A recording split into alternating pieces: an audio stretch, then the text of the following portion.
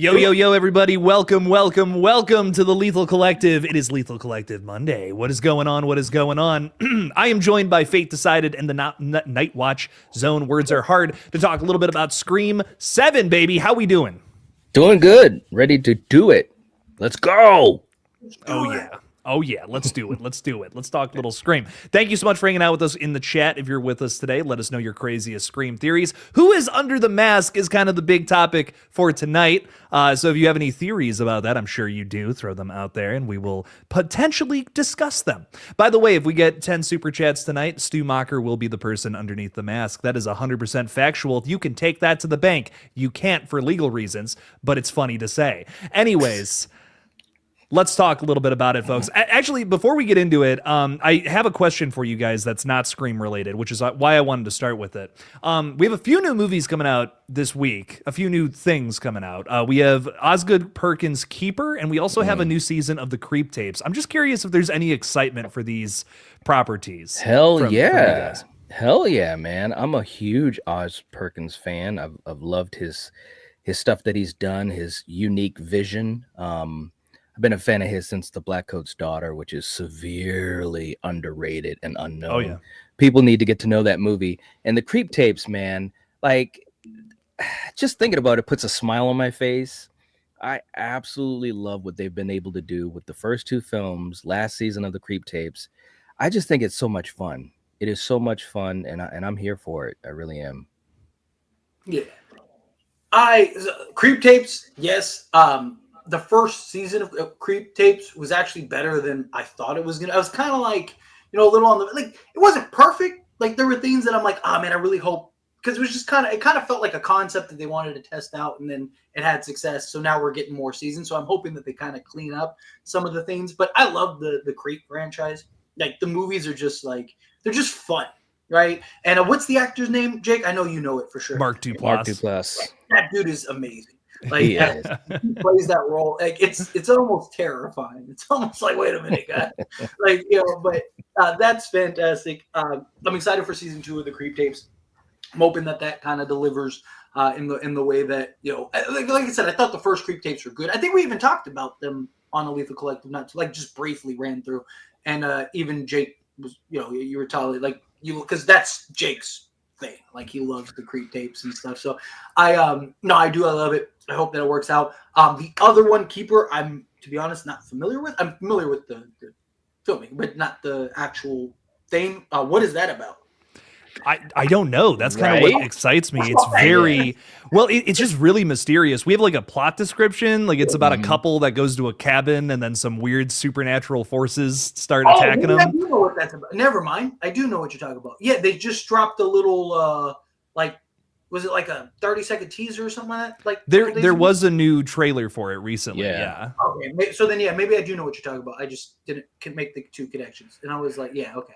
What I'll say about the trailer is there's just so much weird imagery in it that has me questioning anything. And any theory I had before in the past is out the window after this new trailer. There's like a crazy looking monster with a weird face that pokes in for like a single scene. It really is a mysterious one. I have no idea what we're getting ourselves into. Yeah, it looks like it's going to be really creative. And I love going into a movie like this because, again, it's like, what's really going on? And Oz is really good with that. As far as like making you think the movie's going to go one way and it kind of goes the other, and I'm not going to sit here and say that all of his swings are home runs, but I give him so much credit for, especially in this space, doing some things with a fresh take. And it's always done with great craft. I mean, the films always look good. They're very atmospheric, there's tension and stuff like that. So I'm all here for it, man. I can't wait to see it. I was so excited. I was like, man, he is on a roll putting out content. You know what I mean? Yeah. Like, he needs to be on YouTube. You know what I'm saying? Because it's like, holy crap, he keeps coming out with these movies. It's great though. He's got he's filming another movie right now, like currently as we speak. He is in Vancouver filming a movie called The Young People with some of the same cast members from this movie. Yeah, and it comes out in 2020. Like I'm like, this guy is unstoppable. Oh my god, give him his flowers, man. You know, give him his flowers because he's working hard. You can't say that he's not working hard, especially in the industry. You know, like once that snowball starts going, you wanna ride that as long as possible because that dries up quickly. But I'm always excited for creativity. You know, we've talked about so much in the horror space in general, the lack of creativity. You know, like whether this is good or not, the fact that it seems creative, the fact that it seems different, it doesn't seem like here's just a remake of this, or you know, it's this movie just slapped with a different title type thing. Like this seems. I mean, we're even getting remakes. Gremlins 3, or not remakes, but sequels. Like Gremlins 3 is coming out. There's another classic that's coming out that they're making a sequel to. What's the other one? But anyway, like we're getting a bunch of these movies. So anytime I get something that's like, hey, this seems not that, I'm like, okay, like you know, like Barbarian. I love the originality. Not really, like I thought it kind of went out of left field a little bit. I wasn't really a fan of it. I thought it would have been really good as just this like mystery, you know, where they should have kept it with Skarsgård and that, and then just had Justin Long, and then just kept it in the house. But then once they went with the, you know, the the woman, the giant lady that just snapping, I was like, all right, like it got a little. I know some people love it, stuff like that. Like I said, I felt like they did a really good job building the suspense movie, and then went left field. But I respect that it was something different. It wasn't just like, hey, here's, you know, even movies that, even if I'm not a fan of something, I am a fan of it just because it's like, hey, at least they tried, right? It might have not have been the best, you know, it might have not have hit right, you know, or I might have not have gravitated towards it the way that I wanted to, but I respect it. It wasn't just like, here's, you know, another thing that you're used to, like, so. Oh yeah. I'm really excited to see. There's not too many big releases for the rest of the year, that I'm like really hyped up for. But Keeper and Silent Night, Deadly Night are definitely up there. So I'm definitely excited to see what those are all about.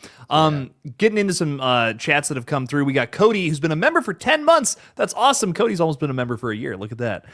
Saying, hey Jake in chat, hope all is well. I don't know if you got my message in Discord about the movie I gave you. Anyways, you gave me a movie. That's awesome, Cody. I'm gonna have to check that out.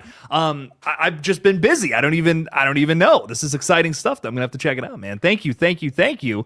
I will be shooting you a message after this stream. Appreciate that a ton. Thank you for being a member, and thank you for this mysterious movie.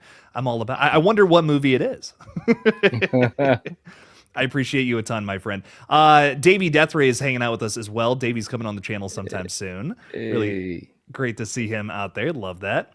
We got Matthew throwing $15 out there. Thank you. No question, just appreciate you guys. Well, we appreciate you, Matthew. You're too kind. Thank you, man. What thoughts on the killer? Who do you think is the killer, my friend? Well, if I see the chat, I will come back to it. Thank you for the 15, though. I'll try to star that if I see it down there. And Jen's also throwing out a little something. Thank you. Saying if Stu is alive in 7, it will be bitter sweet. I will say that if Stu is alive and, unfortunately our good friend Craven won't be around to see it, that would really bum me out quite a bit. But I know he'll be there in spirit with us. You know what I mean? I feel like it'll be his movie in a lot of ways.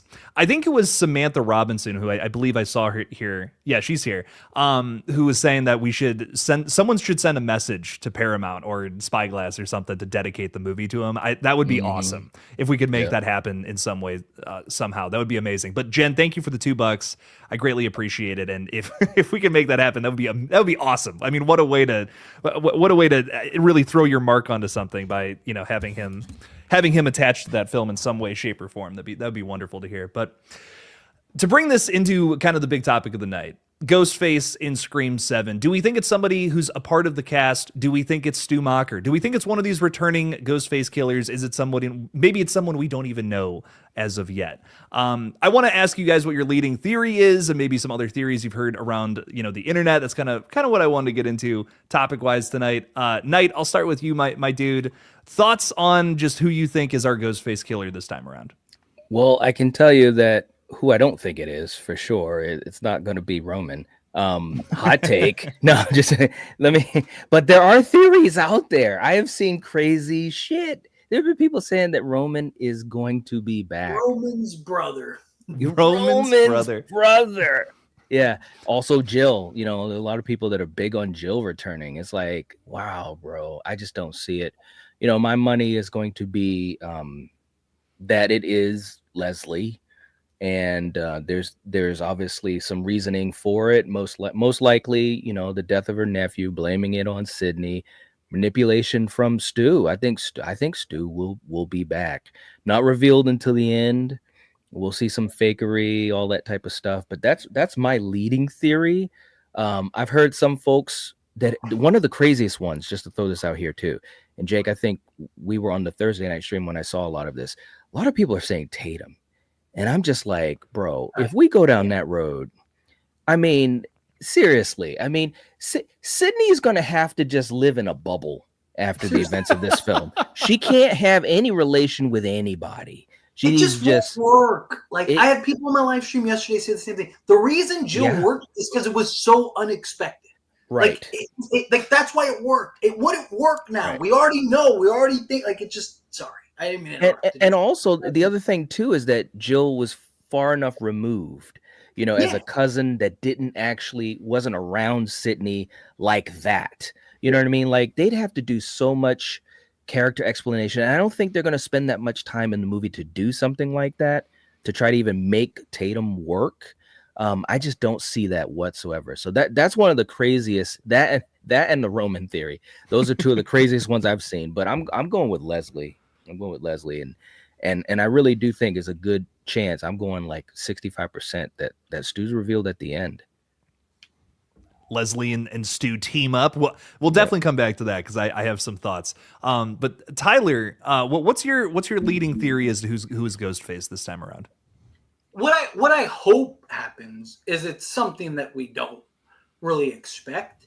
Like, what I think it'll be is probably Leslie. And then some type of connection to Stu, whether Stu's actually alive or not. I just think there's enough evidence to show that Stu is going to play some type of role in this. You know, whether he's actually alive or not, or it's Leslie kind of leading you to believe. But somehow, some way, some shape or form, there's some tie-in to Stu Macher, right? Stu's house burning down. You got Stu's voice at the end of the trailer. Matthew Lillard, we know, is coming back.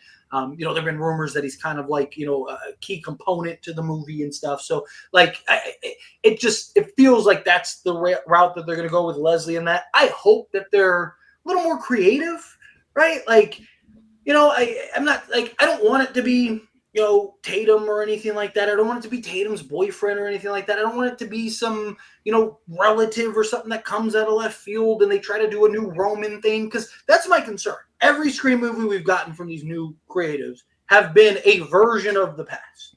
96, Scream 2. Like, I don't need another Roman. Like, you know, but the reason I think it'll probably be Leslie is because of that, right? Like, you can't do Sydney has another brother, right? So what do? Oh, it's not Stu, it's Stu's sister. So it's still in the same mold, it's still in the same thing, but it's different. It's not the same thing. Kind of like Jake justifying Scream 6 with it's not Mrs. Loomis. Like, it's not a mother, it's a family who's the ghost face this time around. It's a whole family. Tyler, it's not the same. But no, I feel like it'll be kind of straightforward how we hope. I just hope the execution delivery is correct. We know Scream 8 is happening, so I'm hoping that there is setup to that, right? Like, I'd even love if we don't get, like, all the killers revealed, right? Like, carry it into Scream 8. You know, like, there has to be some type of... There's no way they greenlit Scream 7 and Scream 8 damn near at the exact same time, unless this is going to have some build-up into that. You know, so I'm hoping that plays into the Ghostface story, even if it is conclusive and we get, like, kind of wrapped in a bow, here you go type thing, that at least elements bleed into Scream 8 is my hope. But as far as, like, crazy theories and stuff, I mean, there's been all kinds of crazy stuff. Like, one thing I will say about the Stu thing I get a lot of comments, and even in my live stream and stuff, like people saying like, oh, to think, Stu can't be alive because, of the TV and stuff like that. The issue isn't whether he could survive the events of 96. He can. It's possible, right? Like, but there's two things that people, I feel, really ignore, and they're very big things. One, the rules changed every movie, and from Scream 3, Scream 4, 5, and 6 have followed Randy's rules from Scream 3. Ghostface is essentially superhuman. You have to what did Randy say? You have to cryogenically freeze his head to kill him. We've always been at Scream 2. Like, people ignore that Scream is like Randy actually, that's what pisses me off about Mindy, is Randy's rules actually played into the films, right? So like Randy laid the foundation for the audience to understand how this is going to play out, right? Like, Scream 2, he says, body count is always bigger. Death scenes are much more elaborate. Never ever, assume the killer is dead. Like, that was the whole thing. And then Scream 3 talks about like no one's safe. Anyone can die. That includes you, Sid. You have to, the killer is always superhuman. You have to basically cryogenically freeze his head. All of these things. Like, people, I feel like they don't, like, Scream 96 didn't follow the rules of Scream 2 and Scream 3. So people go like, oh, look at how strong, like Jill was able to survive all this stuff. And it's like, yes, because it was established by the previous rules. Like Scream 3 didn't follow Scream 96, and it's followed the rules that Randy laid in place, right? Up until that point. And then each film has followed suit. So like, those are things that I think are important. And then the other thing is, it's not whether Stu survived or not. It's where has he been, and how do you explain that the FBI believes he's dead? Right? The FBI, Kirby, who is an FBI agent, says he's dead. There is a board in the police station that the FBI and the police department are looking at, and it says that Stu's deceased. Where has he been that he could evade the FBI? Because if he, like, I've seen people say, like, oh, he's in a psych ward. Nobody knows about that? Nobody knows he's just like chilling in a psych ward? I've seen people say like he's in a coma. Nobody knows that he's just in a hospital in a coma? Like, you know what I mean? Like, how do you explain that the literal FBI and every police department all believe he's dead? Like, that's the problem. It's not that he could survive. It's how did he survive and where has he been? And I feel like those are the two big things that people they seem to just ignore when talking about Stu, that I just don't think you can ignore. You can't ignore it. Like, those are two of the hugest elements. But anyway, rant's over. I will say, I think, just not to sound like a broken record, I definitely agree with you guys. I think Leslie Mocker is in some way, shape, or form going to be our Ghostface killer. But I think it would be cool if it was like brand new younger characters who were just obsessed with the stab movies and the history of it in some sort of way, and they wanted to tear it all down for whatever reason. I don't know, because that feels like it's a big part of it. Burning down Stu's house, that's just such a big statement, and what's that going to mean when we get to the third act? Because I think that's very clearly our opening scene. Knight, I think you brought up once that could be the ending of the movie, and I thought that was really cool. But if that's our opening scene, I feel like whoever our killers are, it has to be something that connects to Woodsboro, and they could just be lying about growing up with Sydney in Woodsboro. I'm just trying to throw something different out there. I don't want to sound like a broken record. Can I add something to that? Could it be one of these young characters? I guess is my point. I just want to add something to that real quick. Like, I would love, and I've thrown out the idea, like, just kind of in passing, right? Like, what if Woodsboro has just become essentially an amusement park, and you have characters that become Ghostface because they want to put that to an end, right? Like, Woodsboro used to be this nice, beautiful, peaceful town. People were kind of successful. I mean, look at Sydney's house. She's got, like, their family has money. Stu clearly has money. Like, it was this, like, nice, successful. It's almost the opposite of I Know What You Did Last Summer. I was just about to say that. Yeah. Like, we're Ray, spoiler alert for those that haven't seen it, but I feel like it's been long enough. Ray basically doesn't want to be forgotten, right? Like, I could, like, imagine you grew up in this town and you loved this town and you loved your small town and you watch it become just this theme park, and it Yeah. just gets Right. ruined. You have they turn stew houses into Airbnb, and there's animatronics in it and all this stuff. Like, it's become a circus. It's like my town has become a joke, right? Like, why not? Why? So, you know what? Fine. Let's burn it all down. Let's just tear it all down. I would love that. It has no real tie to Sydney outside of like, hey, if we're going to burn it all down, we got to burn her down with it. Like, I would love something like that. Sorry, I didn't mean to interrupt you, Jake. It's something that I've really thought about. Like, since I kind of threw it out, and I don't know, I might have done it on one of the Lethal Collective days, but like, just threw it out, and it's something I love really, that though. I've dwelled Yeah. on. Like, it does. Like, why are you doing it? Because look at what's become. Because Yeah. of you. It's all a joke now. Nobody, It's all yeah. games. Look at Nobody how respects crazy it. the stab movies have gotten.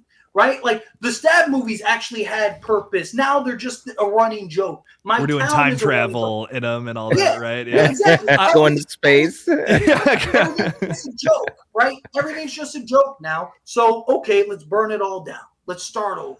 Right?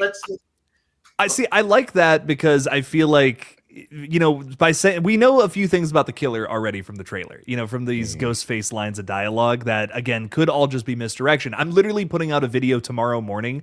Like, I just wrapped it up today. That's going to be all about like why I think the stew teases in the trailer are misdirections in some way and what that could mean for the film itself. That would be a nice way to do it, to make us think it's somebody from the past, but really it's these new kids who are just pissed that their town got turned into something about like I think Austin Allman just put something in there about like, you know, last generation's tragedy, how it's the joke for this generation. We don't care about that, so we're gonna burn it all down so that you people, you know, like these people stop coming to our town and running around killing people in masks and shit. It's like that happened back in the 90s. We don't care about that, you know. That's interesting. That's an interesting way to take it.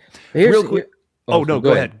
Go nuts. Well, I was just gonna say real quick, like I would enjoy that as well as a fresh take, because it would be a nice fresh take. But don't you think? Well, there's that other part of me that's thinking, because they greenlit 8, and because Nev is so prominent in this, it almost feels like it doesn't match up well. Like maybe it would match up in like you know, in 8, or obviously 9 or whatever, like as she's like exiting out of the franchise a little bit, or maybe for good. Not saying she's gonna die, we know that's not gonna happen, but like she gets her happy ending or whatever. It just feels like for this one, as much as I would love that take, I really would, because it's fresh, you know, and it actually makes sense for Scream now. But I just feel like, man, if Nev wasn't in it, you know, I could definitely see something like that. But it just feels like it's so personal. Of course, like you just said, this could all be misdirect, and they do the original route and make us love it because it's fresh and because it's well done. You know what I mean? And that would be a win-win for sure. Yeah, it does lend itself to something more epic, because we're seemingly getting ourselves into a two-parter, right? Like it would make sense if this was Stu's big return or some sort of massive reveal the franchise has never done before. I still think that they could do they really could make anything into a two-parter depending on how they write it. But I do hear what you're saying. I mean, if you're gonna go grandiose with Scream, you know, you got to make it worth my time, make it worthwhile. Make it something even more personal for Sid than ever before. And maybe this could be that, you know, taking it down that path. That's something I'll say, even though I'm biased, even though I don't necessarily want to see Stu come back to life, it's definitely not out of the realm of possibility. Matthew Lillard is quite literally cast as Stu Macher in the film. So it is a better chance than ever that we're going to see that here in this flick. But Lisa's complete randomness, who I believe is a Buffalo fan, maybe. There's a chance of that. What's up, Lisa? How you doing? Thank you for the 5. Saying, how would you feel about a marketing campaign with everyone in blue flannel? Oh man, I have 1,000 thoughts. Fate, I'll throw this to you first. What do you think about that? Like the Smile campaign, not like the baseball and stuff like that. The thing is, you know what would be cool is like if you had a bunch of people wearing Ghostface masks in blue flannel, right? Because like if you just have people standing around in blue flannel, like I don't think most people would make the connection. But I think like if you did something where, you know, you had a bunch like an NBA game or a football game, Bills game, right? Like imagine they just pan over and you just see a bunch of people wearing Ghostface masks in blue flannel. Like that is something. And we just lost Nike died. You know? I saw him start to go a little bit. I was like, oh no. He went to go get his blue flannel.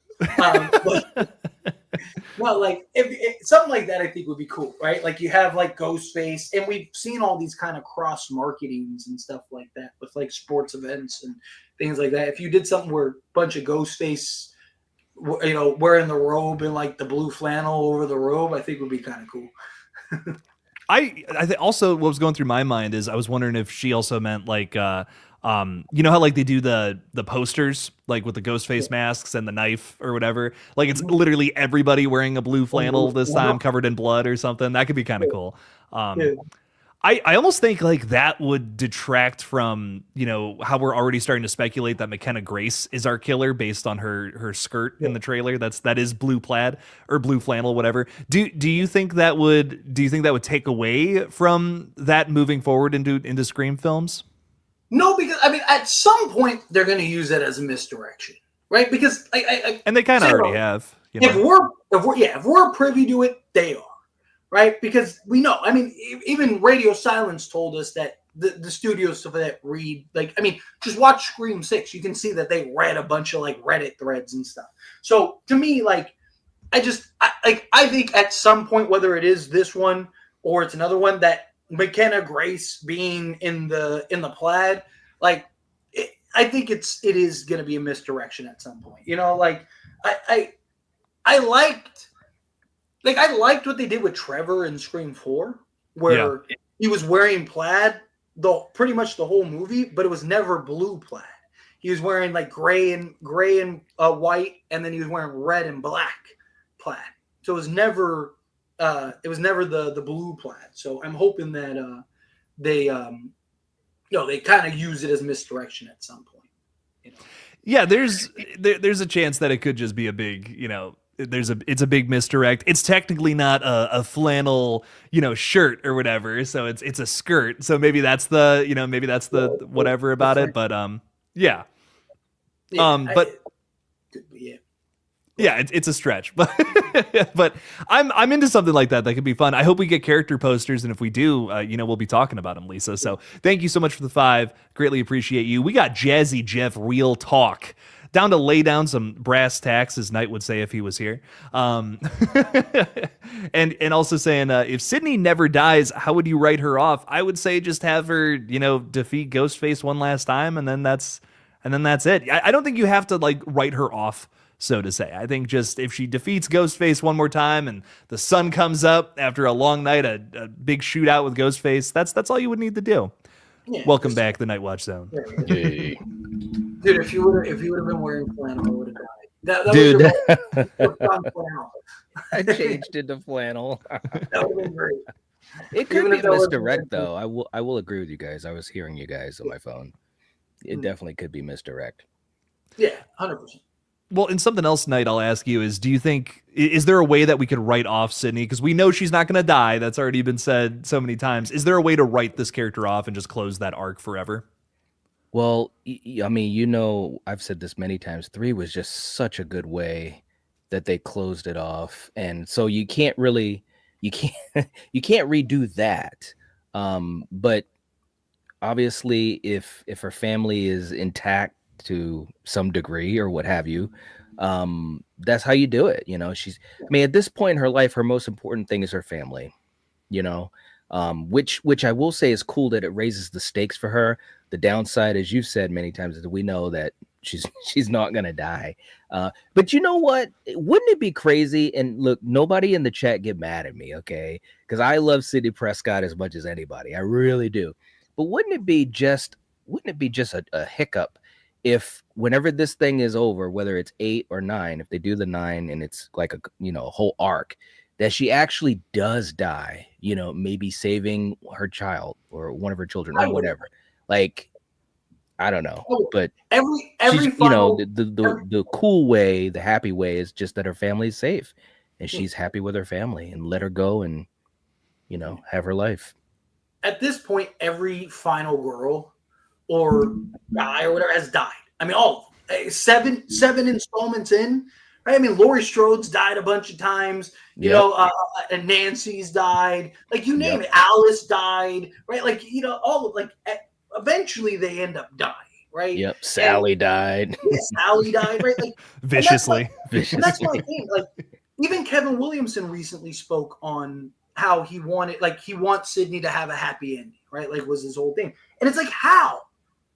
Like, how can Sydney have a happy ending when you keep and that's the thing I see with the fandom, period, right? You get a lot of people that are like, oh, I don't want Sydney to die. I want her to have a happy ending, but I don't want Scream movies without Sydney. You can't have both, right? Like Sydney can't have a happy ending and we continue to make Scream movies, which they're not going to stop, right? So you can't so either A, you're okay with having Scream and no Sydney, or you're okay with her not having a happy ending because she can't have a happy ending. She's constantly be attacked. And then also the trailer, it looks like Mark dies. How could she have a happy ending if her husband dies, right? Or if her daughter dies? So because Patrick Dempsey could swoop in and swoon her. And be the Dr. Sexy MD, right? I'm keeping my fingers crossed. At this point, I don't think she can have a happy ending. I thought after Scream 5, Scream 6, they did a great job, right? Then they mentioned, hey, what about Sydney? Should we call her? And Gail's like, you know what? She deserves her happiness. She deserves peace. I thought that was a great kind of ending to her because it's like, okay, she came back one last time to avenge Dewey. That's the only thing that would get her back. The only thing that get her back is to avenge her one of the loves of her life in Dewey Riley, and take out Ghostface. She did it. She accomplished it. Rode off in the sunset. She's happy. She has her family now. She has her husband. Life's good. Happy ending. Mm-hmm. But no, we had to bring her back, and it's why I keep saying I don't want to keep bringing her back. I understand why you did it for this film, but at some point it's like just let her be. So. Yeah, I think at some point, I would be so fine with just this movie. Let's say 7 just ends with her, defeating Ghostface once again. She saved her family, and we never come back to Sidney Prescott. I'd be fine with that. I think that would be a fine way to finish off her story. Just to say that, hey, she defended her family. And I think when you look at other franchises that have gone on as long as Scream, that have, found our main character now has a family, there's a baby involved. These are typically where a lot of franchises go to die, when characters like this have a kid. So I could see this being the last one, in a lot of ways, and with Sydney at least. Kind of closing that story off and then just moving Scream into a whole new direction moving forward, which I think some people never want to hear that. Some people are like Scream is Sidney Prescott, and I totally understand that. But again, I have to agree with Fate here. They're gonna keep Scream is going to outlive Neve Campbell. It's going to outlive Courtney Cox and David Arquette. It's too big of a franchise not to. Halloween, you know what I mean? Halloween has gone on for 13 movies, and that it was never the intention. Right. Never. In the first place. Never. Nowhere near. No. Knight and I just talked about that. It's only a matter of time before we're about to get an announcement for a new Halloween trilogy. Right. We're going to get another one. But see, the difference... But see, the thing about Halloween, every other major franchise, the advantage that they have is that the main draw is the villain. You're seeing Halloween for Michael. You're seeing Elm Street for Freddy, Friday for Jason. And even though we have characters that are big in them, especially Laurie Strode, Laurie's not in every film. And Laurie, like you guys have said, obviously has been killed off, and she's been played by a different actress because she's not the draw. It's Michael. Whereas with Scream, it's the only major horror franchise where it's the opposite. Ghostface is obviously well known, great on the poster, but it was the characters that really drew people in, especially the OG 3. And then, of course, they moved to the core 4. And so it's been a gift and a curse for Scream. And I've always contemplated that conundrum because it's like at some point, Neve Campbell is not going to do a Scream film. We have to move on. We already killed off Dewey. We have to move forward. And it's ironic, too, because with Scream, anybody could be Ghostface for any reason on the planet. You could do anything, anywhere. Doesn't have to be on a certain holiday. It doesn't have to be at a certain campground. It doesn't have to be on a certain street in the USA. It could be anywhere, but yet it's shackled. So it's interesting to me. It really is. I don't know. I will argue with.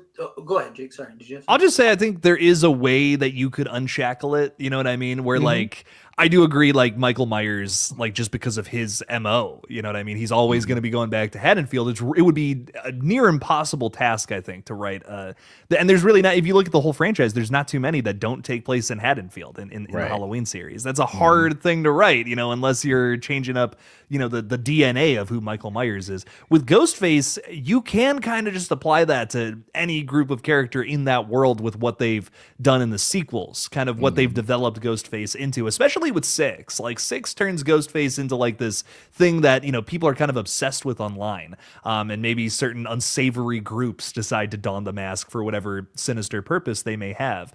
So I feel like if that's the route that they push the franchise in next, you can have whoever characters, but I do agree that you can't just throw, you know, B-list characters at this franchise. It won't work. You have to have characters that you're gonna love at the core of this thing, otherwise it's not Scream. So that to me is the hurdle moving forward. It's creating characters who are great that will become beloved just like these characters, and that's a really difficult task. That's probably one of the hardest parts of making a new Scream movie. Yeah, true.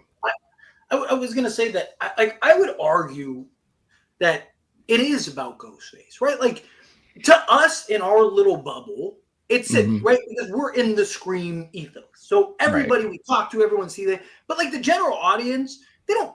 How much of them really care about? Like, people aren't dressing up as Sidney. I mean, you have like outliers, but the general audience is dressing up as Ghostface, right? Like Ghostface, all these collaborations that you see with Fortnite and all these other things, it's not Sidney collaborations, it's Ghostface collaborations. Yeah.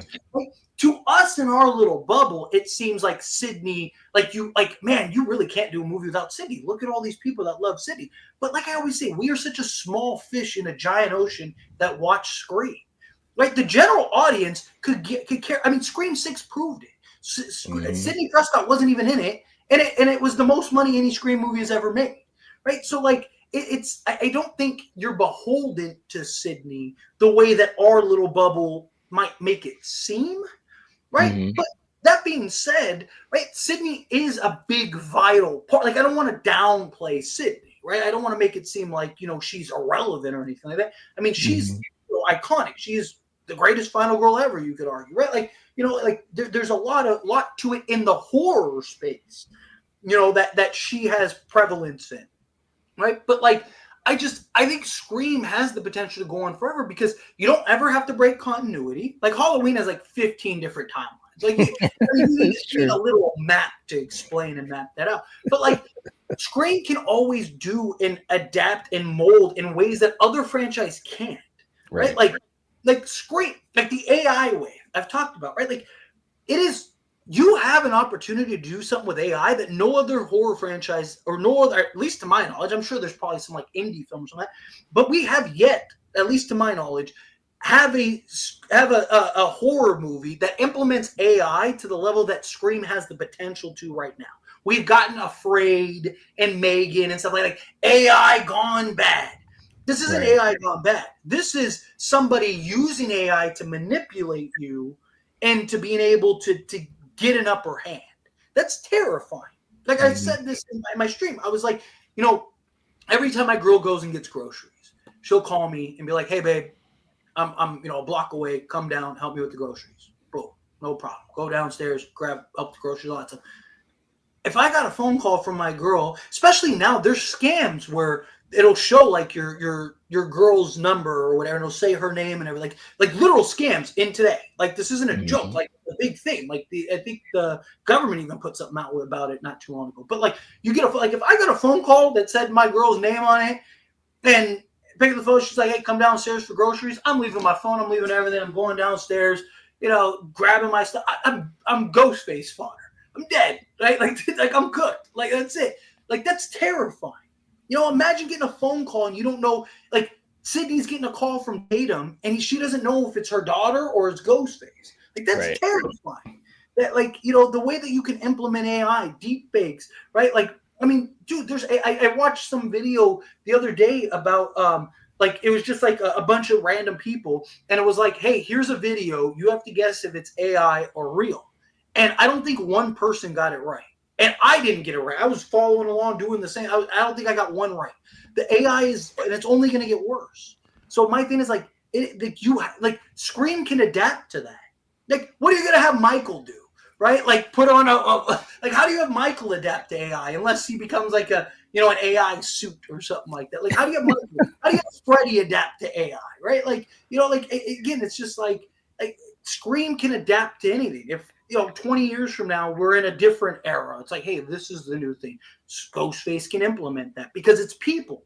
Like, that's like, you never have to replicate what you've already done. And that's why it's frustrating that Scream just keeps doing the same thing over and over and over again, because you don't have to. There's so many things you could do. But anyway. But Jazzy Jeff, thank you so much for the 2. I greatly appreciate it. We'll see how what they end up doing with Sydney. There's a super chat coming up that I'm excited to get to because I have thoughts. But Perry's throwing 5 out there as well. Thank you, Perry, saying Sid is a twin sister she didn't know about. Ghostface is her twin, played by Campbell. Sydney in a dual role. I have pitched the idea of doing New Nightmare Scream. I think everybody hates this for some reason. I don't get it. I think it would be awesome. You'd have opportunities to break all the rules and do something insane like this. Like Nev Campbell could play a Ghostface. We could see that in action. It would kind of be fan service, but it would be fan service in a way that the Scream movies, in terms of a linear storyline, would never do. And that's why I think I'd be so interested in New Nightmare Scream, where Nev Campbell's the killer or Courtney Cox is the killer. That would never happen in these movies. It would never happen, ever. I would be so down for something weird like that. But Knight, I'll throw it to you first. Thoughts on Sydney's twin sister? I can see her. Sydney's sister. They have Timothy Oliphant just come out for that one line, and then he's gone. Oh my god, he's the best of all time. That needs to be something that Timothy does. I love Timothy Oliphant. No, I don't see it. I just think it's just too hokey for Scream.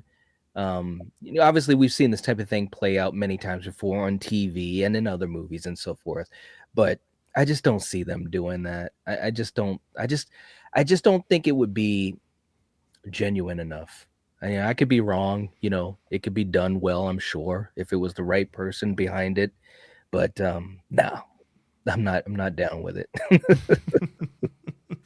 So there's 2 things that immediately come to mind. One, if you guys ever watch Boy Meets World with when Jennifer Love Hewitt is on board, if you guys ever saw it, and Sean is the killer in the thing, they do a Scream parody with Jennifer Love Hewitt in it, and it's great. And it also reminds me of Shriek, If You Know What I Did Last. Oh my god! Where Doey's evil twin brother is the killer, but it's just him in a mustache. Like, those are 2 things that this reminds me of. No, I don't want this to happen, but I have said in the past, I would love because people want Stu back, they want, all these, like Jill, all these things. I would love if we got a what if series. Like, give us like a Scream series. Like, imagine if you did a Scream series and, you did one where Sydney was Ghostface. Sydney and Billy were Ghostface. And it was like a Bonnie and Clyde thing, right? Like, it'd be really cool. Like, or you could do one where, Dewey's Ghostface. Like, you could do like different, like, give me like a what if series where like maybe each episode or each season is like a mixture of the characters, but like a different outcome. And you have to kind of guess. Like, I've talked about it with like a Scream video game. Like, that'd be really cool. If like each time you play it, the killers are different, right? Like, I would love a series that way too, where it's just like each season is like, you have like, hey, let's bring back the 96 cast, but Drew Barrymore's the killer this time, right? Like, or she's the final girl this time or something like that. Or, Principal Hembry is involved, right? Like, you just do like cool stuff. And he comes out in his leather jacket and just like jumps in front and like is like, yeah, like, but anyway. God. I would love, man. I just want to Scream video game now after talking about that. That would be that would be amazing. I just played a little bit of The Quarry on the gaming channel, and David Arquette is in that, and it's kind of like a game like that where it's story based, but yeah, there's a different killer, different outcome every time you play it. Like, that would just be so much fun. It'd be a ton of fun. I wish, hopefully, one day we get something like that. But Perry, I don't know if we're all about the twin dual performances in Scream. That might be a little out there for this series, but hey. anything is possible in Scream. With every new entry, endless possibilities, Perry. Thank you so much for the 5. We greatly appreciate that. Erica's saying to hit the like button. Also, hi, fellas. Hi, Erica. Hello, hello. Thank you for modding tonight. Everybody respect Erica in the chat. So much love. Appreciate you a ton. Erica gifted a game to me. I keep talking about the gaming channel. I'm so sorry. But she gifted a game for us to play, which we're going to do tomorrow night, and I'm really excited for that. So, Erica, much love. Thank you so much for hanging out with us. She's also saying we should do a Blue Flannel Lethal Collective stream. That would be awesome. I would do that. Like, we should do that. Like, we should do that either like the week before or the week after Scream. That's true. I'm true. Down. Like the week before leading in, we should all like. I might even have I don't have blue flannel. I have a red flannel. But you could get it at like the thrift store for like $2 though. You know what I mean? $2. That's right. Yeah. Dude, I could go buy a blue flannel, and like we could do so either the week leading into it or the week after. Like that's perfect. I love that idea, Erica. Thank you for that too. Erica's idea, so she said the week before, so we'll do it the week before. Just remind us, Erica, we're all scatterbrained, so we're not going to remember. It's Scream season. Everything's crazy right now. Yeah, give us a reminder. AD Jr., what's going on? Thank you for the 2. Why can't Sid carry the franchise like Laurie Strode? Oh, I have some thoughts, but I'm going to save those. Fate, we'll start with you first. Why can't Sid carry, or has Sid carried the franchise like Laurie Strode? Thoughts? I mean, she has, but like the thing is that like Laurie is so like directly tied in ways that one, it's the first. The first is always going to be more prevalent, but Laurie was also tied into that franchise in ways even beyond Sydney, right? Like Sydney was always kind of the motive, but there was always other elements beyond like Sydney Prescott. Where like Laurie Strode, in Halloween 2, it was literally all about Laurie. She's the sister and blah, blah, blah. And it's like it becomes one. And then you just kept doing that. And then they tried to break away from that, and it didn't quite hit because you spent so many films making that basically Laurie and Michael are one, right? Laurie and Michael are 2 peas in a pod. You can't have one without the other. Where Ghostface has always been its own thing beyond Sydney. Like Sydney wasn't just the main target, and people kind of got like think of Halloween. People just kind of got in the way. Like Michael's after Laurie, and people are just kind of there. So he's just like, I'm gonna get rid of you, right? Like I mean, Halloween Kills is like essentially that. He's just like interweaving between houses, just taking like somebody walks by, and he's just like, and then just keep going. So I do think it is arguable about Laurie Strode being the target, though. That's what I'll say. I think that Halloween Kills brings up a big point of that. So the original Halloween, yes, I agree. But I'm talking about as the franchise has progressed, they've made it more and more about like H2O, Laurie, right? Like every movie, it's like he escapes to go after Laurie, like Laurie, where you've had other.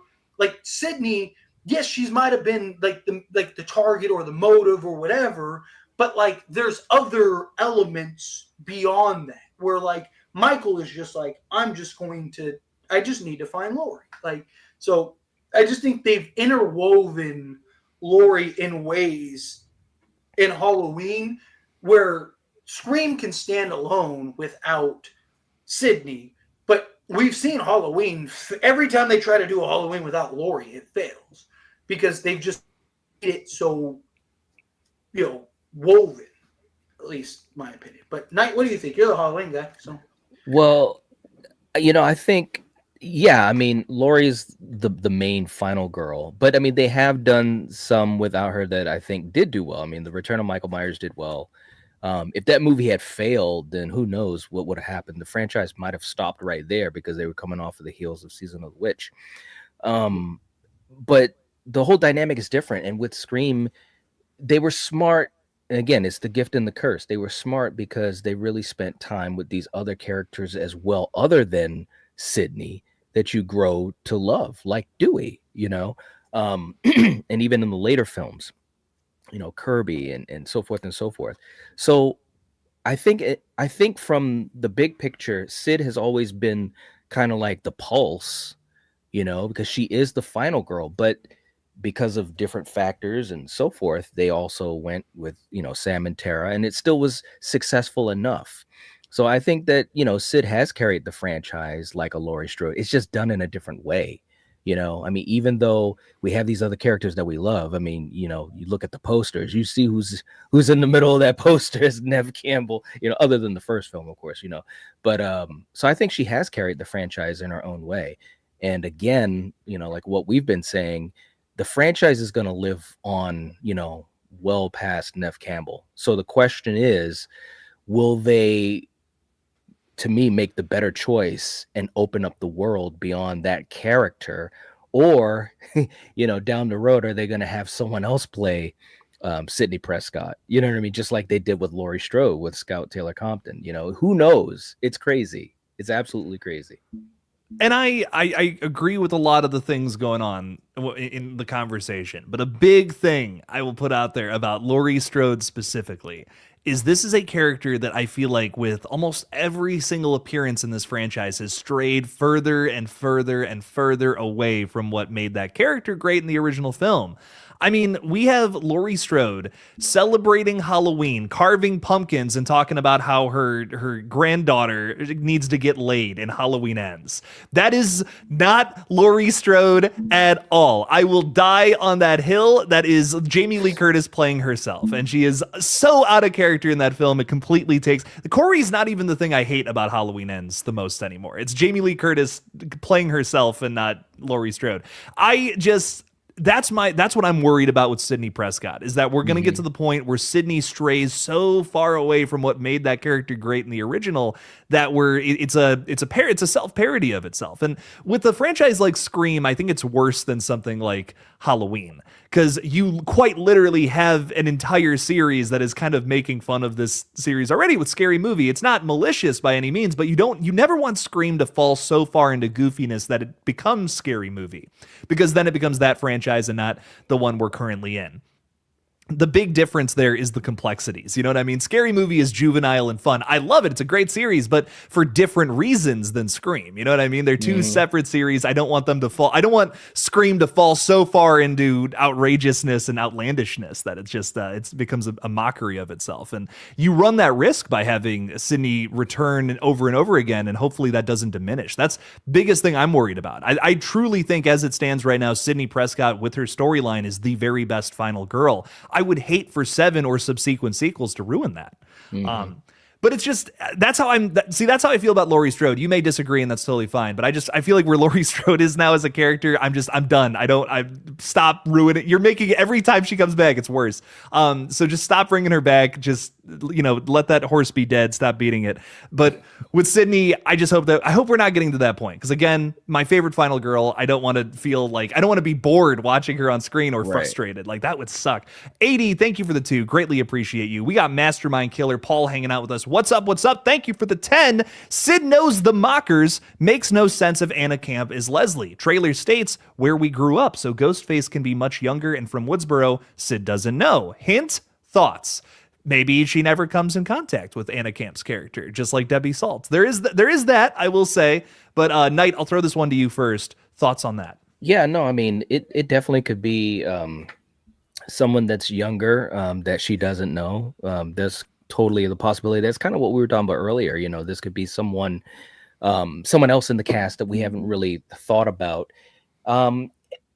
Again, that would be a nice fresh take. I would be down to see that, because it would show that they're trying to move into a direction that isn't as strongly tethered to the past. Being tethered to the past and nostalgia, it can be a great thing if done well, but it also can beat a dead horse. Like you were just saying, Jake, you don't want to get tired of Sidney Prescott. You don't want to get tired of the arc that she's going through and so forth.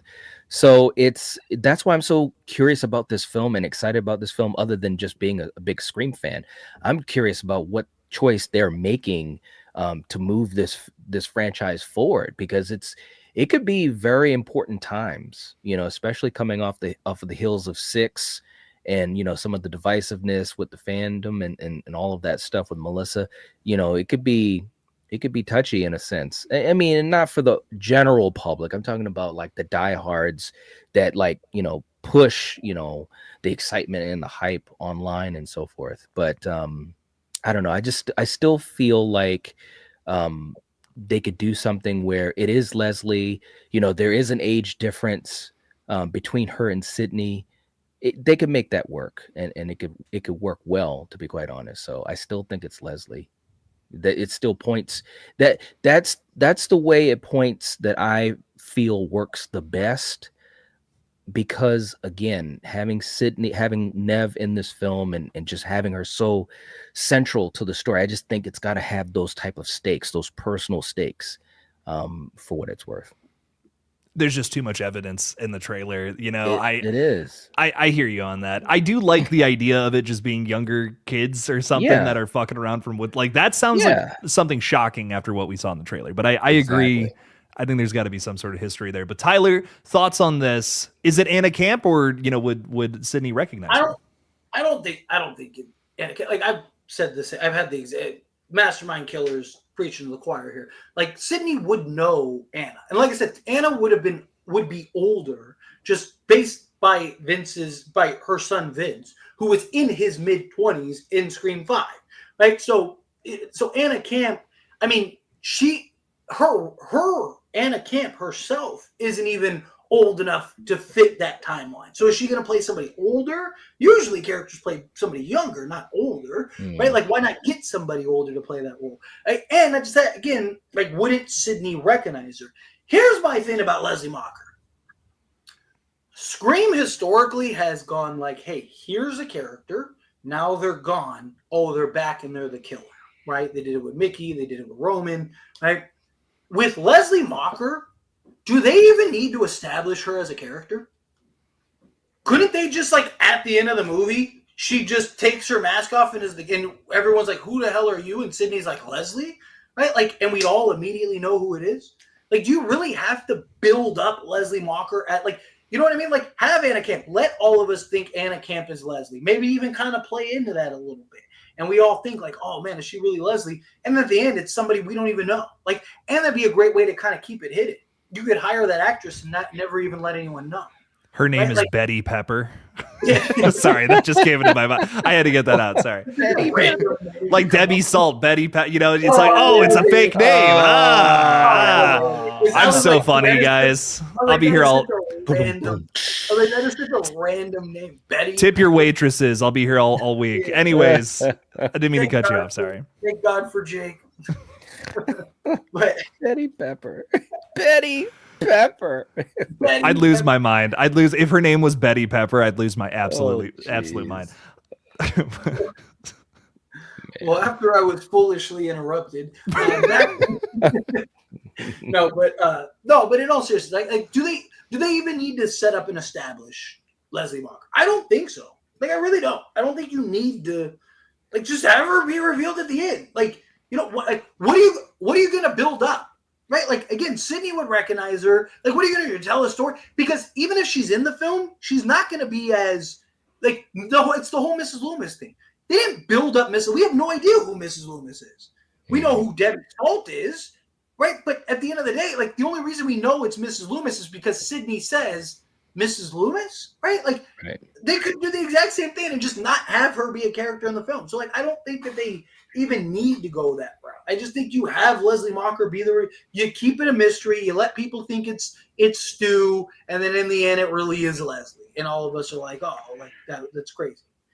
What I'll say about that is, like, I watched Scream 2 for the first time, and I'll be honest, I knew Timothy Olyphant was a killer when I went into it, but I did not know who the other person was.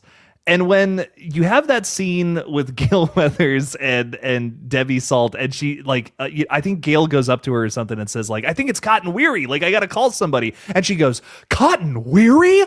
Like, I'm just like, oh, she's the other one. Okay. Like, I was sure. I was like, I'm 100% sure. It's clearly her. It might even be better to just not. Yeah, it might come off as a sucker punch to some people, but maybe it'll be less obvious than Cotton Weary. Would it be? Cracks me up every time. You know what I mean? Again, like, we don't know what Leslie Mocker looks like. We don't know like how she sounds. We don't know anything about her, literally, other than she's Right. like we didn't even know Stu had a sister until they established it in Scream 5. And like I said, like if you were to introduce the character, you wouldn't be introducing a Leslie Mocker. You'd be introducing whoever the moniker is that she's going by. So what's the point of introducing her at all?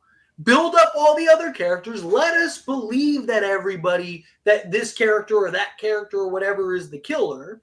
And then in the end, you have, oh, I was right about whatever, McKenna Grace. Oh, McKenna Grace, she is the killer. And then the twist is it's also Leslie Mocker.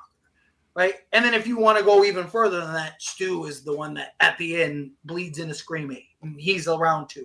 Like, why waste time developing a character that isn't even good, that doesn't even really exist, and that is pointless in it? Right? I get it. Scream 2, I get it, but you can even make an argument in Scream 2. There was no reason to build up Debbie Soul other than just like what was the point? There was no misdirect. She wasn't there to misdirect. The only thing that she says that like is like prevalent is like, well, I just think, if they're replicating Woodsboro, it would be somebody from Woodsboro, right? Like, so they're just trying, she's just trying to plant the seed that it's like Sydney, Gill, or Dewey, but nobody thinks it's them, right? Like, it's just, so again, and I know that that's Jake's favorite killer, but still. All time. All timer right there. Yeah. Yes. Man. Why go down that route again? Just at the end, have Sydney do this, Leslie, like, and then there you go. Boom. So, yeah. What I'll say to wrap that up is I want a good surprise. And if that's the best way to do it, to avoid replicating something we've already done in the past, then maybe that's it. I'm into it. I'm just down for whatever Kevin Williamson has up his sleeve. We'll see what it's all about. And I hope it shocks me. I really hope it pulls the wool over my eyes. That's my big thing. So Mastermind Killer, thank you for the 10. Kate is also throwing 5 out there saying, who do you think will be the character involved or revealed in the mental hospital scene for Scream 7 that was rumored around? Knight, I'll throw this to you first. There's a about the mental hospital scenes that are being rumored, being talked about? I heard a little bit about it, yeah. I don't know, man. It's smoke and mirrors, right? It's like, is this happening? I don't know. I mean,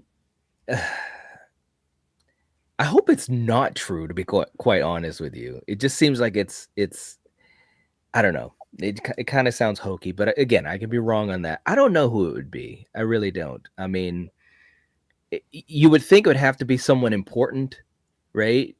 So who would that be? I mean, imagine if it was Stu.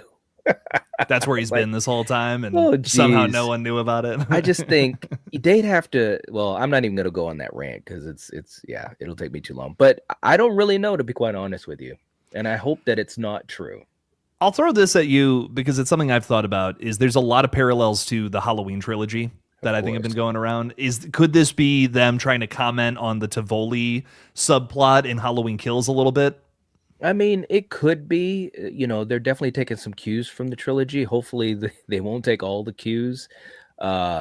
Evil dies tonight, right? If someone says that, I'm gonna lose my mind. I'm gonna throw some popcorn or something.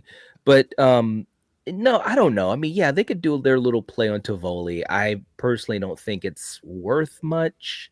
Yeah, I'm just not digging it as a rumor. I mean, it definitely could come true, but I'm not a big fan of it as it stands now, just knowing it, as a rumor. Maybe it'll play out better in the film if it really happens, but I don't dig it. Fake quick thoughts on that? Well, one, we know Fallbrook's mental institute, like that was like an image that got put. I think Craven's the one that actually first. It might have been. Right? Yeah. Oh, okay. Yeah. Okay. Yeah. So we know that there's the medical hospital, and if I'm not mistaken, Craig Dane is the one that was cast as the patient. So yeah, I remember doing a little update on that. Yeah. Yeah. So we know who the actor is, and we know that there is. So we know it's happening. We know it's a real thing, and that Gail's supposed to hit him. Right? Like that is public, right? Like so. Now, is it something that like? I think, and I've said this before, I think what it is, it's the fall guy. I think, think about it. If I'm Ghostface and I'm going to Fallbrook to go take out Sydney, wouldn't it make sense to release a mental patient that maybe was linked to Sydney in some capacity? Or like, what if it was somebody that wore a Ghostface costume and murdered like their family or something like that? And so now I release them, they escape. All the police and everybody are looking for them, and I can now freely go and take out whoever I want, and no one's ever going to come look for me because they're looking for that mental patient. Like, I really like the idea that there was a Ghostface murder that happened outside of the Scream movies that just never got covered. I kind of like, that's kind of cool to me. It's like, that's who this mental patient is. Ooh, I like that. That was a cool idea. Yeah. Like, so I like, that was kind of my, like, I've talked about that idea a couple times. Cause like, it makes sense. Like, if I'm Ghostface, release this patient, there's either a tie directly to Sydney or Ghostface. So everybody's focused on trying to get that escapee, and I'm free to operate and do my thing, and no one will ever come look for me because they're gonna all think it's him, and no one's gonna believe the crazy guy that's rambling about Ghostface. Like, so I'm good. Like, no one's gonna come look for me. Like, it goes into the Roman thing. Make sure you get a fall guy. There you go. It's a fall guy.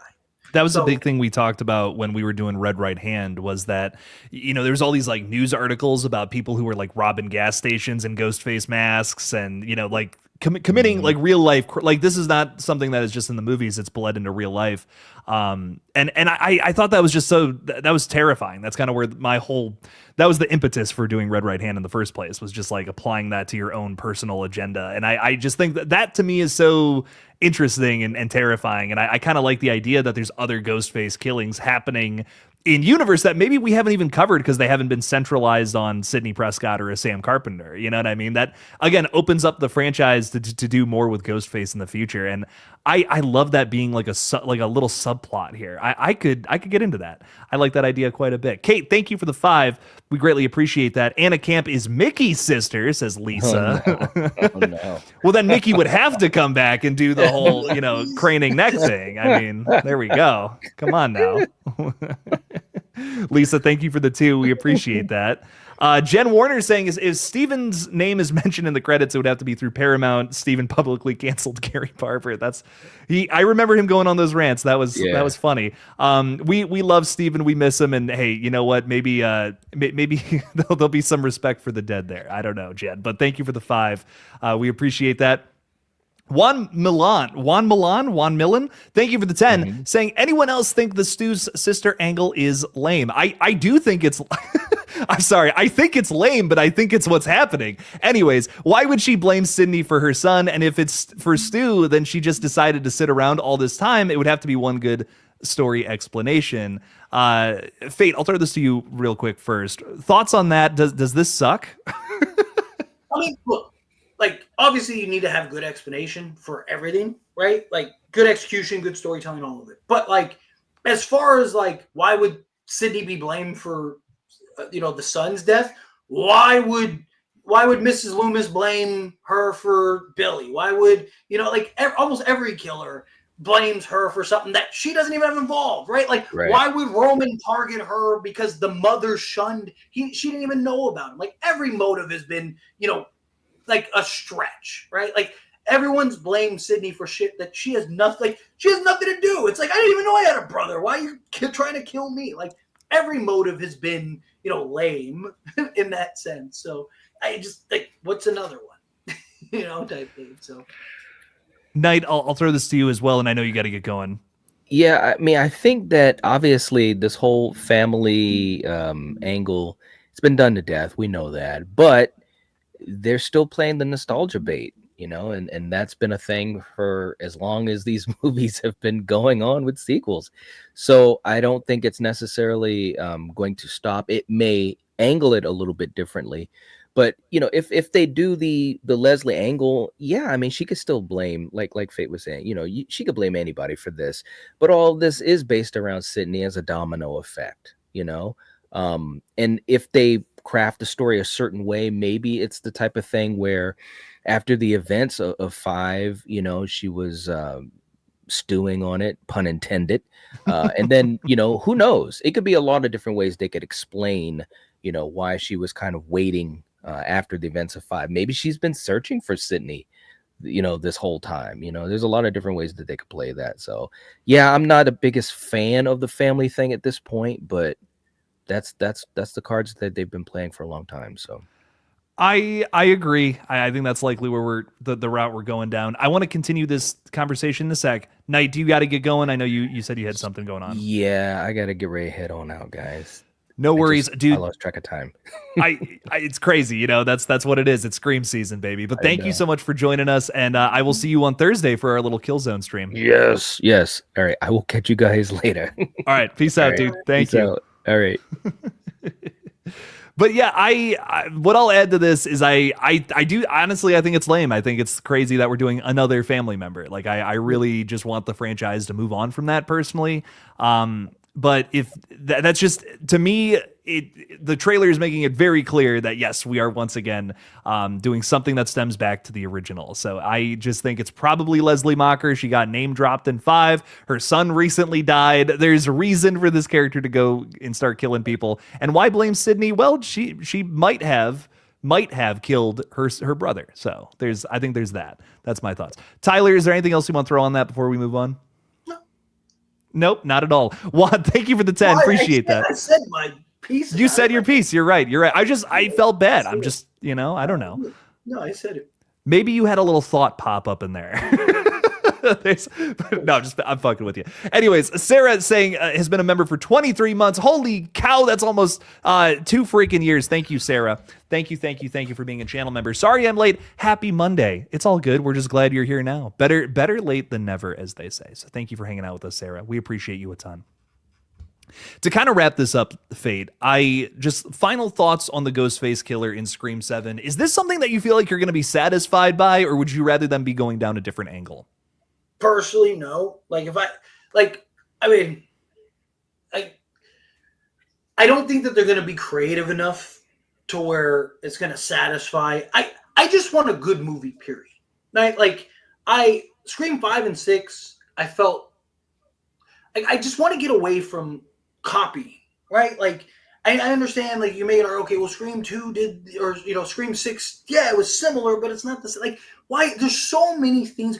I would rather them copy, blatantly rip off another franchise, but at least it's new to the Scream universe, than just keep doing the same cycle over and over again, right?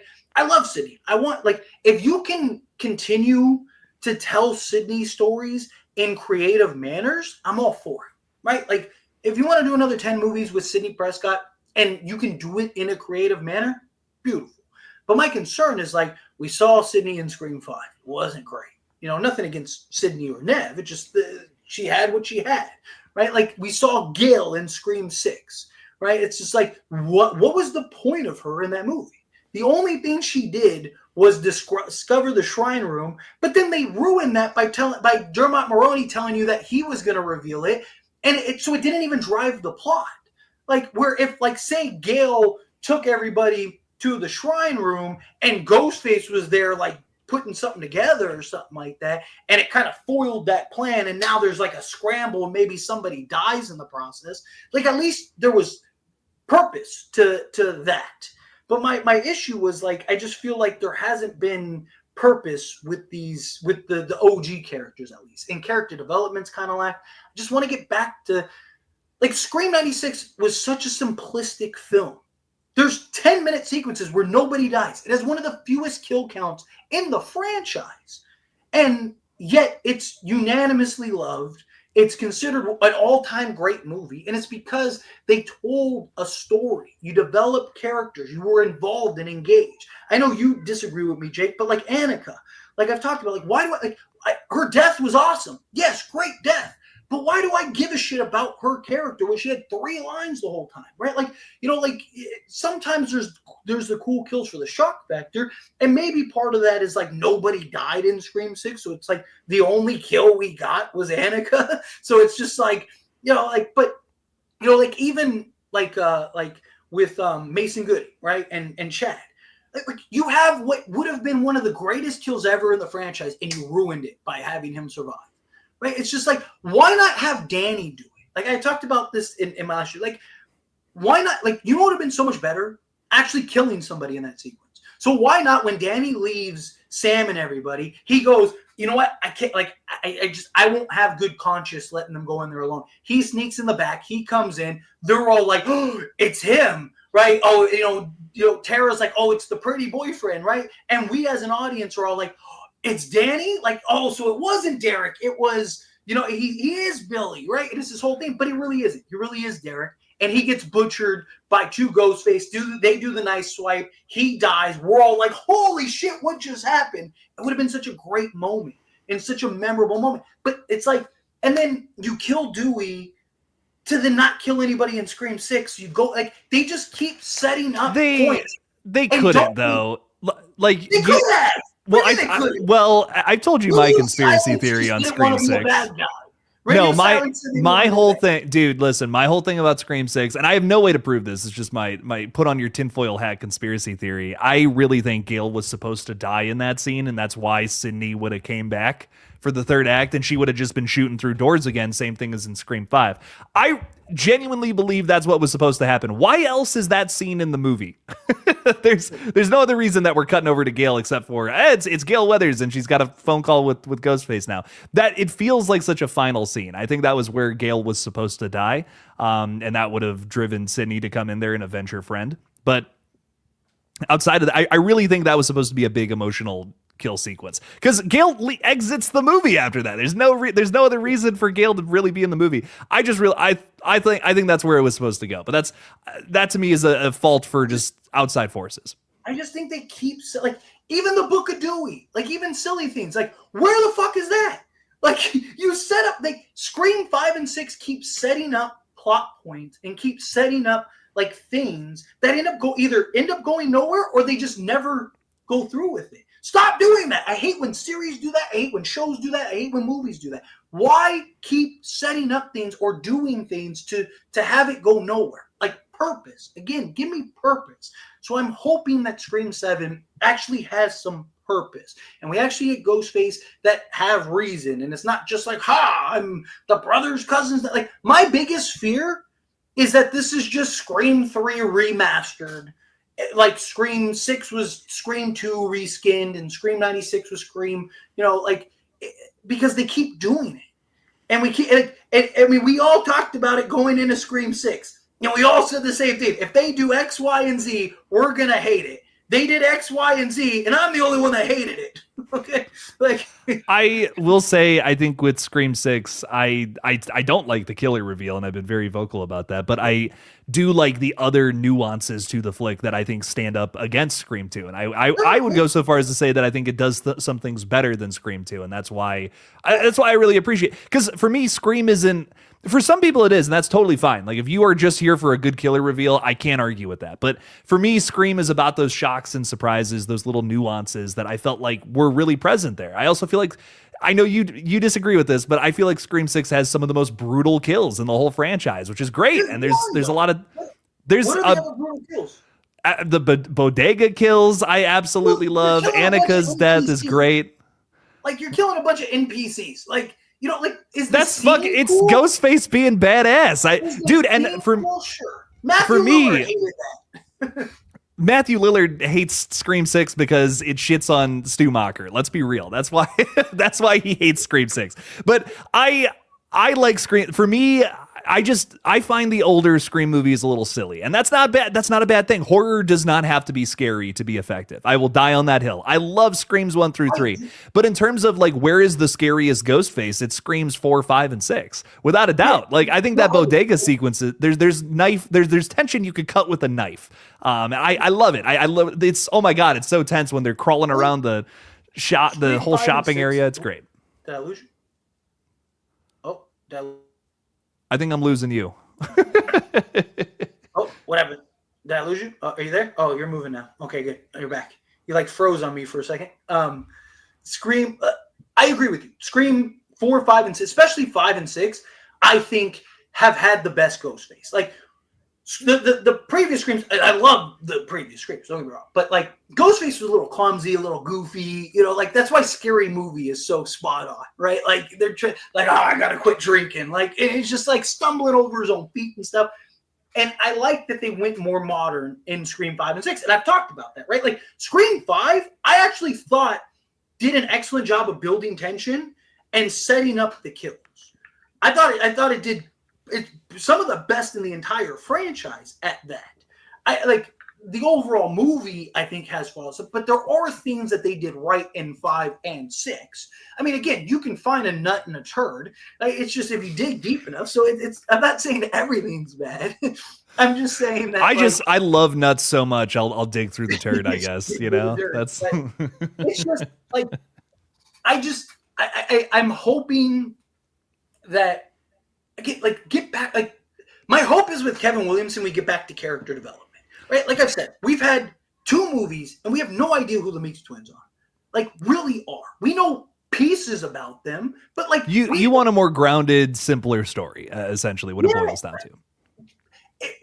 I don't want it seems that's the only way that they can do it, right? Like Scream 4 is complex, but they did it beautifully. I mean, you have so much going on. You have Sydney coming to Woodsboro and Ghostface and then Jill and Trevor and their relationship and their story. And then you have all the new cast. And then you have Dewey as the sheriff and Gail Weathers as, like her dealing with being a stay-at-home wife and all this. Like you have probably more complexities in Scream 4 than any Scream movie that we've had. And it executes it beautifully. And I Scream 4 isn't even my favorite Scream movie, but it does. Which is why it's so crazy to me.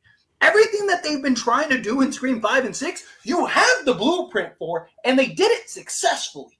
If you were going to rip off anything, rip off Scream 4 and introduce, your new characters, Sam and Tara, have the OGs, as the support characters, intertwine them, and then continue your movie. But for whatever reason, they tried to do it their own way, and it just terrible. It's just and it's like you have a movie that came out right before you that literally did it perfectly. It's just odd to me that they're so willing to copy, movies of the past, but not the one that successfully did what you're trying to do. Make it make sense. I can vibe with the more modern approach personally, because I think that effectively scares me more. I've talked with a lot of Scream fans in my time, and I'm very grateful for all that. I've heard people say that the just for instance, Sydney going over the Ghostface in the car and stuff in Scream 2, that was tension fueled for them. I'm just watching that and I'm like, take the fucking mask off. What are you doing, Sid? That scenes like that frustrate me. You know what I mean? Where something like the bodega sequence in 6, I'm just I'm on the edge of my seat because I'm like, oh my God, they're getting hunted down with a shotgun. I guess that's just where we differ. Film is subjective, and that's totally fine. You can look past, and tell me if I'm wrong, you can look past the story and film, movie elements, if you get badass scees. If you're gonna say that just 5 and 6 are illogical, though, dude, I mean, come on. All of these movies are a little illogical. As from a movie perspective, just a movie, remove Scream, move on. Movie perspective is a terrible structured movie. As somebody that's a filmmaker, okay. Just in all fairness, is anything in Scream 6 worse than an entire house having to fill up with gas and then somehow we're lighting that with a match to blow up an entire that to me is nowhere near as bad as anything in Scream 6. That's whataboutism, right? I can take a little piece what about this? What about this? What about this? What about this? No, we're talking about Scream 6, right? Does but that fits in that franchise is what I'm saying. I've said Scream 3. I think Scream 3 is one of the worst. Again, I have that towards the bottom of my list. I've talked about countless issues with Scream 3. But what I'm saying is Scream 6 from a movie perspective, right? Beginning, middle, end, structure, character development, right? Again, you're a filmmaker. Think of how I have never said that Scream 6 is a perfect movie by any means. I've never said that. I think that movie is terrible. You're like, but it's again, it's a bad movie. It's a bad movie. I just think when you have movies like Screams 2 and 3 in the same franchise, and then you have sequences like what we get into in 6, I could vibe a little more with something like that that's effectively scary, and I'm having fun with it. But you're proving logic is not Logic is not first for me. Where I feel like it is for you, and that's fine. That's not. That's totally fine. I just. What I'm saying is that as long as you get dope moments, you get badass scenes, you can look past everything else. I don't think there's that much to look past. I really don't. For me personally. But again, you just agreed that Scream 6 is a terrible structured film, but you're like, man, the bodega scene is dope. I think Scream 6 is a bad reveal. That's too obvious. That's my big criticism of it. You don't think Scream 6 is a bad movie, structured movie? You don't think it's a bad structured movie? I think that it's a little clunky at times. I think really my only big scenes that I have a problem with is like Gale Weathers' sequence has nothing to. Gale Weathers in general has nothing to do with the plot of that movie. She's just kind of shoehorned in. That's a little clunky to me. I have problems with that. I really liked the character development that they did with Sam Carpenter, which I feel just does not get talked about enough. Like it's meta, which works so well with this franchise in the sense that she's literally hated by the overarching world. That was a big criticism of Scream 5. We're building on top of that moving into Scream 6. Again, I'm not looking for perfectly logical stories in Scream. Can you effectively build out some horror meta commentary? That to me is like what this franchise is built on in the first place. 6 clearly has multiple attempts at that while also commenting on the franchise itself. It's not all crystal clear perfect. I think that, I think they thought they were being more clever than they really were with the idea of we're going to have, family killers again because this is all about the Scream franchise. Like that's why they did that. You know what I mean? You've agreed with me. Scream 6 is essentially like a Reddit thread put into a movie. Like we've literally agreed on that. I don't disagree that it's a lot of fan theories kind of thrown together. Like it is. But that's why it works. But it doesn't. It's all over the place. Like the story doesn't flow. The acting isn't great. I mean, there's several scenes with I like Dermot Mulroney as an actor. If I played this for somebody who was like, "Hey, check out this acting room," people would be like, "Who is?" He is terrible in some of those scenes. I could rant for an hour about. I did an entire video breaking down how bad it is because it's terrible. Like from a movie standpoint, it is off. Does it have gems? Does it have good moments? Sure. Even the worst movies I've ever seen have had good, wow, that was really cool, or that was interesting, but that doesn't make it a good movie, right? Like the bodega scene, dope. Annika's death, dope. That doesn't make the movie a good movie. Right? For me, pros outweighs the cons. That's what I'll say. I've seen it quite a few times. I think that I liked the good in this one over the bad. I can look past a few things. There are things that I think people view as plot holes that personally don't really bug me, or I don't really think ruin the overall structure or plot line of the film. For me personally, when it comes to these movies, I'm expecting a level of cheese, a level of camp. For me, why is Dermot Mulroney so outrageous in this movie? It's because it's the Scream series. You know what? It's Scream. That's you got to expect some of that. And this is their attempt at trying that. It might not have worked for you, and that's totally fine. For me personally, I really vibed with this one. But there's a difference between cheese and campiness and overall silliness, right? I agree with Paul here. Let's just agree to disagree. we're just going back and forth here. I like Scream 6 and it's okay. Scream as a whole is very cheesy, campy, and all that stuff. Right? There's that, and then there's just hey, this was a terrible movie. Scream 6 was just there are moments that are really. It's okay, look at it like this. It's like an ice cream, right? Imagine ice cream, and you have chocolate, and then you have 5 random flavors, right? And you might like the first 2 flavors, right? Or say you like the first flavor and the third flavor, but the other 4 flavors are terrible, right? You're not saying that this ice cream as a whole is a good ice cream. You're just saying, I really like these 2 flavors, but I wouldn't order this ice cream. I might as well just order chocolate and vanilla separately, or chocolate and vanilla together. That doesn't make the whole meal. If you get a pizza, each pizza is a different topping. If you it sounds like you just don't like those flavors together, and I do, and that's totally fine. I think for me, there's a lot of stuff going on in Scream 6. I agree. But for me at least, I think a lot of it worked and it was put together very well. It in a way that worked in a satisfying way for me. Obviously, you're not alone in that because there's a lot of people. I've talked with Scream people every single week, and people hate Scream 6, and I get it. It's a swing, is what it is. It's a swing, and not everything works about it.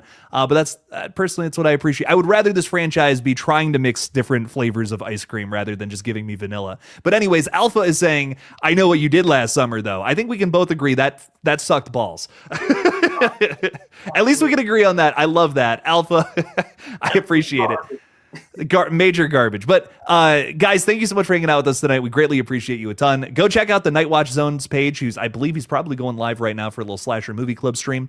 Fate, do you have any streams coming up? I'm trying to put a schedule. Like I was talking to you guys backstage. So look forward to schedule. Right now, I'm kind of just doing streams randomly, like when I get time. But I do want to eventually put a stream together. I'm trying to work with Jake and Knight to figure out like when they're streaming, because we don't want to conflict with each other. I don't want you guys to have to, Fate and Jake are streaming at the same time. I don't know which one to go to. Which we all know the answer is me. But, but no, in all seriousness, turn on notifications. The easiest way to do it. Turn on notifications. Like last night, I just did a kind of impromptu stream. We actually had a good turnout, which was good. And the turnout, I can tell YouTube's algorithm starting to pick me back up again, because when I first started streaming again, that was rough. Man, we had some rough streams, but starting to pick back up again, which is good. So I'm getting back into the algorithm. So turn on notifications, do all that stuff. Stay tuned, and then when I can, I'll put out an actual schedule. But other than that, you get videos every day. So yeah. Rock on. Very good stuff. Guys, I'll be live again with Eric from the Bearded Entertainment. We're going to talk about Stu theories. Is Stu coming back or not? Stop on by Wednesday for that. It's going to be a great time. Erica just put it in the chat that we're doing a gaming stream tomorrow at 6 p.m. Eastern time. We're playing a man-child simulator called Baby Steps. So I'm playing myself basically in a video game. It's going to be great. Stop on by for that. Guys, thank you so much for hanging out with us. As always, don't forget to kill it out there, y'all. Peace out. Peace.